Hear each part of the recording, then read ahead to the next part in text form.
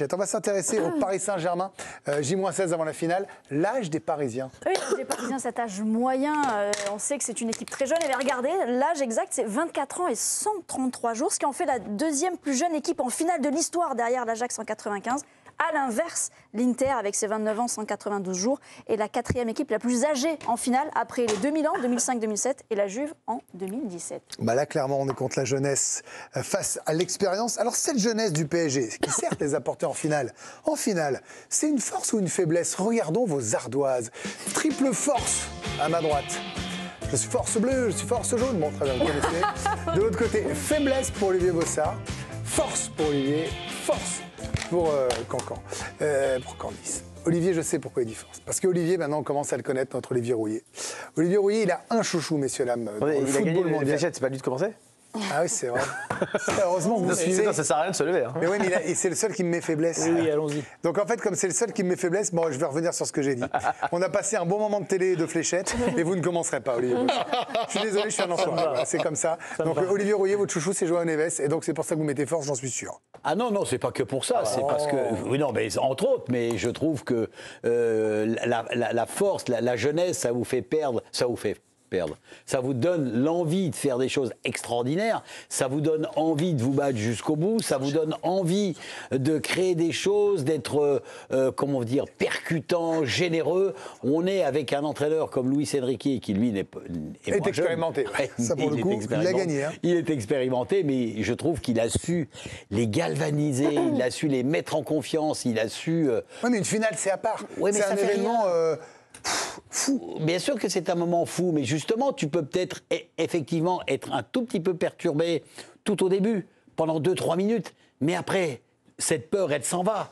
Parce que tu es axé sur ton jeu, tu es axé sur le résultat final, donc tu y vas, tu es dans ta finale, tu es, comment vous dire, tu es imprégné de ta finale, donc tu oublies les paramètres négatifs. Tu restes que dans le positif, et dans le positif, c'est leur jeunesse, c'est leur force. Et n'oublions pas quand même qu'il y a un joueur comme, et je l'espère, qui sera au rendez-vous et un top, c'est Marquinhos, qui est quand même 31 ans hier, le plus âgé. Non, Dembélé, 28 ans aujourd'hui, pour les anniversaires. Donc Marquinhos saura aussi un petit peu les aider et les galvaniser aussi pour qu'ils soient véritablement concentrés à fond. Bien justement, Marquinhos d'ailleurs est le seul joueur titulaire à avoir déjà joué une finale de Ligue des Champions. Regardez, du côté du Paris Saint-Germain, ils sont 3 en tout. Alors les 2 autres, c'est Kimpembe et Lucas Hernandez pour cette composition parisienne. Donc là, il y a effectivement une certaine inexpérience de finale. Si on compare avec l'Inter Milan, ils sont 10 en tout, dont 8 titulaires. Voilà, c'était en 2023.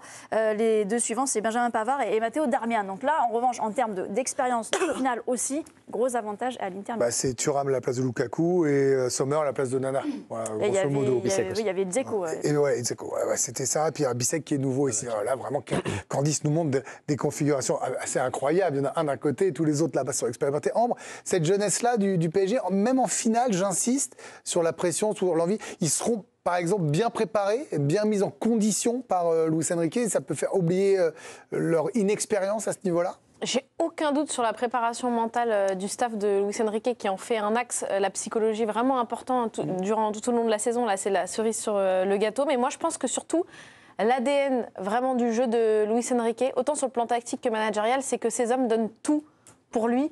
Et ça, je pense que la jeunesse, c'est quelque chose dont on arrive à tirer d'elle. C'est aussi le fait que cette équipe, elle est illisible et imprévisible. Alors oui, le 11 de départ, on arrive tous à le dessiner parce qu'on a suivi le Paris Saint-Germain toute la saison.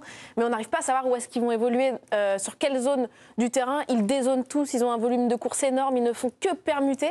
Et ça, c'est parce que la jeunesse est la quintessence de cette équipe que Luis Enrique a pu créer ça. Parce que ce sont des jeunes profondément malléables, justement. Et moi, je pense que voilà, ça en finale, ça va poser quand même quelques problèmes à l'Inter. Je ne doute pas que l'Inter va poser ô combien de problèmes et que l'expérience sur le terrain, dans la tête, ça va jouer.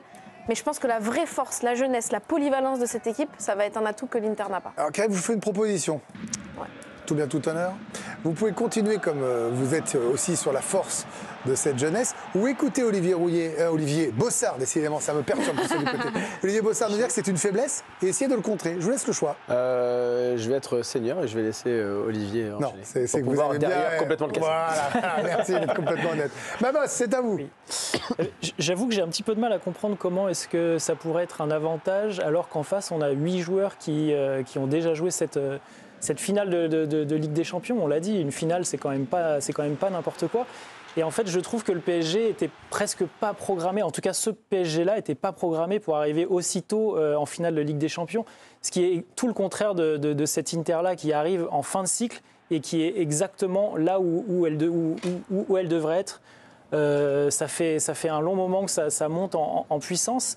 Et on l'a dit tout à l'heure, l'Ajax, il n'y a qu'une seule équipe en 30 ans qui est aussi jeune que le PSG qui s'est imposée, c'était l'Ajax. C'est-à-dire que c'est les seuls qui sont allés en finale aussi. Et il y a 30 ans, le foot n'était pas tout à fait pareil. Et Olivier a évoqué Marquinhos. Et au contraire, moi, ça me rassure pas des masses parce que celui qui a le plus d'expérience est peut-être celui qui est le moins rassurant dans les grands événements et dans les grands matchs. Donc, alors, on parle de finale. D'expérience en finale, si on veut contrebalancer, on regarde l'expérience en Ligue des Champions. Là, en revanche, c'est beaucoup plus serré, c'est même pratiquement équilibré. Regardez, 43,27 matchs en moyenne pour le PSG, 44,8 pour l'Inter Milan. Néanmoins, vous voyez que sur les 2 tiers du temps en 21e siècle, ce sont les équipes les plus expérimentées en finale qui se sont imposées. Et vous voyez que c'est quand même très équilibré en termes de matchs de C1. Est-ce que vous tremblez avec les arguments d'Olivier Bossard, Karim Bellamy ? Je l'adore, vous le savez, mais pas du tout. Et surtout, il y a une nuance à apporter entre jeunesse, donc l'âge, et inexpérience. Parce que tu peux très bien avoir 27 ans et ne jamais avoir fait de finale de Ligue des Champions. Donc, fatalement, là, on ne parle pas de la même chose. Sur l'inexpérience, j'y reviens. Sur la jeunesse, pourquoi c'est une force ? Parce que je pense que ces jeunes joueurs-là auront évidemment la pression d'une finale, mais avec une insouciance que l'Inter n'aura pas. L'Inter va jouer sa 2e finale. Les joueurs dont on parle plus âgés ne joueront peut-être plus jamais de finale de Ligue des Champions de leur carrière. Et donc ces joueurs-là sont presque dans une obligation de résultat et de gagner. Je ne dis pas que le PSG ne l'est pas, parce qu'on connaît l'histoire du club, les investissements. Mais ces jeunes joueurs-là, Barcola, Désiré Doué, Vitinha, Joao Neves et consorts, ces joueurs-là, peut-être qu'ils feront 2, 3, 4, 5 finales de Ligue des Champions dans leur carrière. Donc aujourd'hui, quand ils vont entrer sur la pelouse de Munich, un Désiré Doué, je ne suis pas sûr. Alors il va avoir peut-être la petite boule au ventre parce qu'il y a la finale de la Ligue des Champions, la musique. Mais une fois que le match a commencé, c'est comme Mbappé en finale de Coupe du Monde, il marque son but à 17 ans, 18 ans, parce que il n'a pas ce stress. C'est comme Lamine Yamal quand il joue contre le Barça, contre l'Inter en demi-finale. Je ne suis pas sûr qu'il soit stressé et il joue de la même manière contre Saragosse et contre l'Inter. En revanche, sur l'inexpérience, et le tableau est hyper intéressant de Candice, ça peut-être se jouer là-dessus, effectivement, parce que moins sur le PSG, plus sur l'Inter ne peuvent pas passer à côté. Ils ne peuvent pas passer à côté une 2e fois. Et ces joueurs-là, qui sont, tu le disais Olivier, en fin de cycle, ils n'auront peut-être pas une 3e chance dans leur carrière. Donc eux, ils vont être conditionnés différemment. C'est couteau sous la gorge et il faut absolument gagner ce match. Le PSG, l'insouciance peut permettre à ce Paris-là de battre l'Inter sans problème, mais aussi derrière d'avoir cette inexpérience qui fera flancher le PSG. Alors, il y a peut-être aussi de l'inexpérience au niveau des places, un peu d'amateurisme, je ne sais pas. On va ouvrir ce dossier rapidement avec vous, Alicia.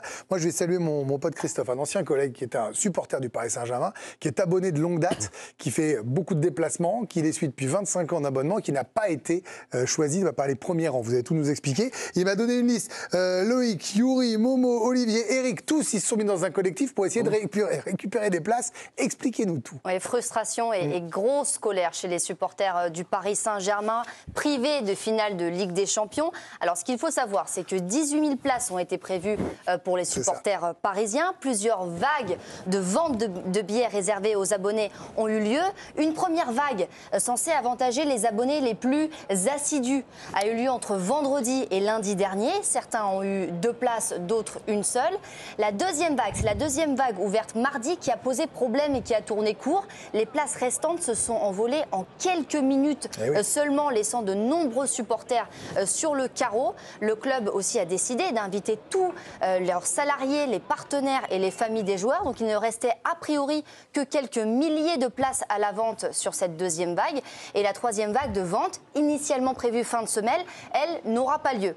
Les témoignages de colère se sont donc multipliés. Les supporters dénoncent une absence totale de transparence, des bugs techniques, une gestion du club parisien jugée indigne, des supporters qui n'ont aussi pas trouvé ça normal, car certains puissent prendre 2 places et d'autres une.